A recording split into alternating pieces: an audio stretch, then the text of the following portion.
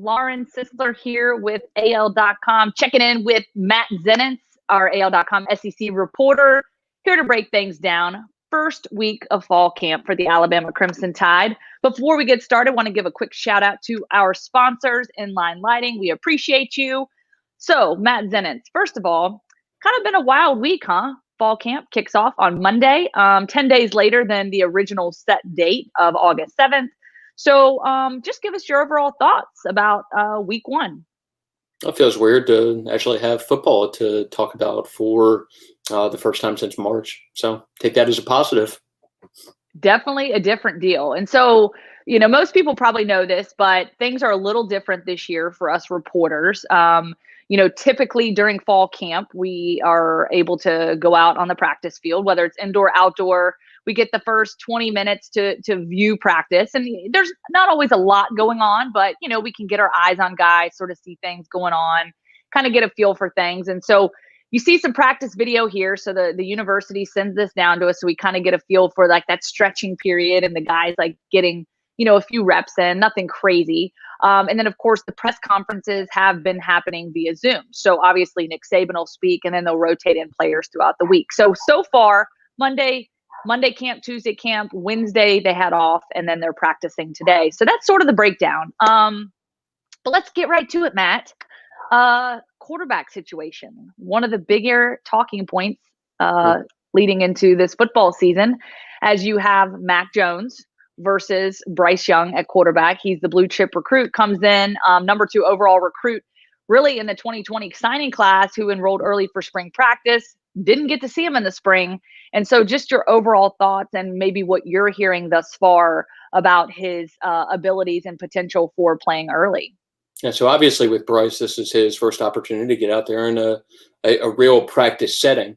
But hey, at the same time, they have had different opportunities for him during the course of the last few months, from workouts during the course of the summer to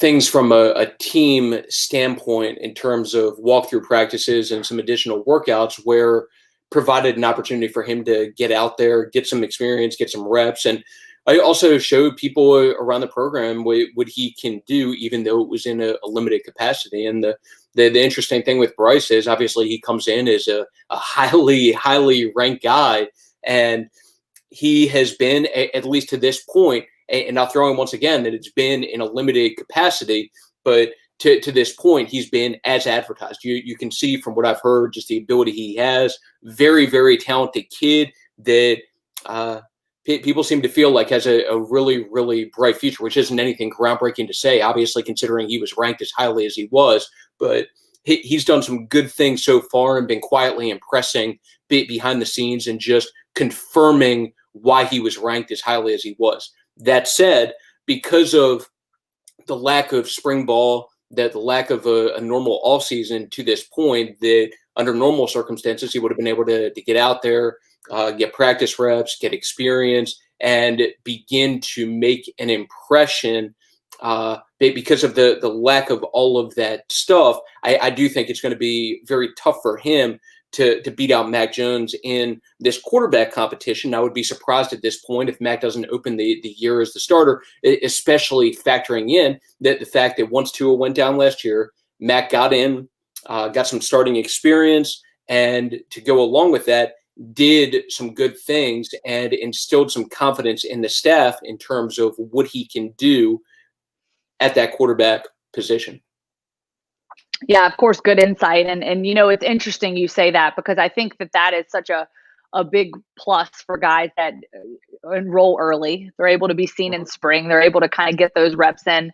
And, I think Nick Saban's talked about it a lot this week, during his press conferences, that the Zoom meetings and obviously implementing a lot of that and really calling on a lot of his veteran guys to kind of, be that sort of leader in the room, if you will, the virtual room, and kind of getting these guys acclimated and obviously getting guys to a place of that transition, because we all know that transitioning from high school to college, there's such a vast difference. And I think that's going to be one of the bigger key factors for Bryce as well, is that transition. But to your point, all good things coming from him. Of course, it's been asked about the players that certainly feel like he is quote unquote ready. to play if he's called upon. But I do think that it's going to be a tough competition for him, especially not being seen. I think the narrative might be a little different than if he had been able to play in the spring up until this point. There's no doubt. But one thing I'll say also with Bryce, that even though it will be tough to win that starting job at this point, and you mentioned that, I mean, typically when you enroll early, the benefit to that is, or the biggest benefit is that you're able to get out there and take part in spring ball. Even without getting spring ball, there were still benefits for him to enrolling early, specifically getting a chance to get in and get that early work with a college strength and conditioning staff compared to having to wait until the summer to doing that. And with Bryce had already put on a good amount of weight even before everything started from a formal standpoint with Alabama recently. But Bryce weight when he first enrolled, I want to say, was somewhere in the range of 175-ish pounds, 175, 180, something like that. And at this point now is already up in that 200 range, which for him as a smaller guy, it was important if he was going to have a realistic shot at playing to put himself in a spot where he was more capable of holding up in a league where it's as physically demanding as what the SEC is. So that's definitely a positive for him and something worth keeping in mind, that he has been able to put on that kind of weight already, even if he didn't get all of the normal benefits that there would have been from enrolling early, like taking part in spring ball. Yeah, definitely. And of course, no discredit to Mac Jones. I think that his experience and sort of him getting thrown into the fire last year was almost somewhat of his spring, right? Sort of his ability. I mean, even more so than spring, just because he was able to play, against actual opponents and certainly kind of show what he was capable of doing. So I do think it's going to be an interesting quarterback battle. And it'll be interesting to see if and when Nick Saban names a starter, and if it happens before that first game of the season, which is September 26th. We know that Missouri's not going to name their starter according to their head coach, so we're not going to know who their quarterback is going into that opening matchup against Missouri. So we shall see. We'll see if Nick Saban plays ball and kind of feeds it back to him and says the same thing. All right, so we move into the secondary competition for starting jobs in the secondary. You've got to look at Alabama losing 3 of its 4 base starters. Then you've got Patrick Surtain the second. So your thoughts on the secondary and really being able to build that back up, because it's a key area and obviously missing a lot of key pieces from last year. How do you feel that Alabama did in terms of recruiting and certainly preparing sort of that next set of guys to come in and fill in and really kind of be sort of that foundation and sort of surround Patrick Surtain, who is obviously a proven player and certainly has a tremendous ability? Yeah, so overall, if you want to include the nickel group, which obviously the majority of the time that's what Alabama's in, lose 4 of the top 5 guys from last year, so have a lot that they need to replace. But at the same time, it seems like they feel good about the secondary group that they have, and a young guy who has made an impression during the course of the last month or two since he got to Alabama is Brian Branch, a 4-star freshman DB who it sounds like is going to be a factor in the competition for that star spot, that star nickelback spot that Shaheem Carter played the last couple of years. He's a guy who, during their walkthrough work, it sounds like he got some time with the first team defense, has definitely made an impression early on, and it sounds like he's someone to keep an eye on for one of those openings in the secondary in terms of that star nickelback spot. All right. So as we kind of close out this conversation, you talk about true freshmen. So we'll take the secondary out of it. At this point, any other true freshmen that we should be keeping an eye on and certainly perhaps be getting excited about that we could see early in the season?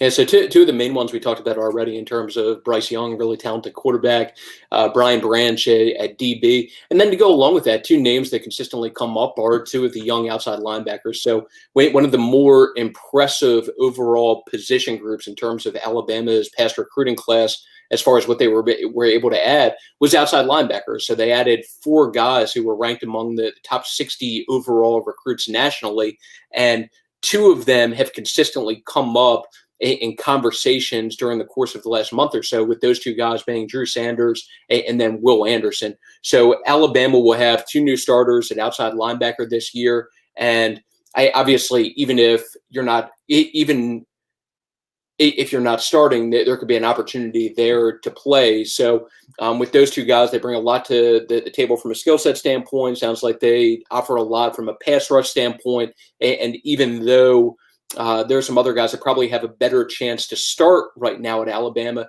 it seems like they are at this point putting themselves in the conversation to get some time this year and be able to contribute early on. They've definitely been in that group as far as standing out early, doing some good things. And then one other one I'll throw out there is Javon Baker, receiver. So obviously Alabama has two big name guys leading the way for them in terms of that receiver group with Jalen Waddle and Devontae Smith, but still up in the air as far as other guys that are going to be contributing along with them, even aside from just the starting third receiver spot. And Javon Baker is another one that even if he doesn't start this year, he's at least putting himself in the conversation to be part of the two deep and has definitely done some good things early on. All right, sounds good. And before we go, got a couple pictures we want to show you to close this thing out. Patrick, go ahead and pop up that picture of Nick Saban, of course, during practice. He's got the mask. And so kind of interesting, he's got the clear mask. And I would ask you, Zenitz, like, the thought process behind having this clear mask. My guess and assumption is you have a clear mask like this. This allows the guys to sort of see you, your facial expressions, to be able to maybe hear you a little better, to be able to sort of see where you're coming from, because I think that is an important part of coaching, right? Mm-hmm. So, yeah, looking at that, and of course we have a picture of Dylan Moses as well that Patrick wanted to show us, flexing for us. Giving us the big. Can you get myself to that level? Need to hit the gym more than what I am apparently. Can you flex like that for us? I don't quite have that tricep going on right there, but I try. Got a lot of work to do. All good stuff. I appreciate it, Matt Zenitz. As always, great insight. Of course, we'll check back in with you with the latest news from the Alabama Crimson Tide and around the SEC. We'll chat with you soon.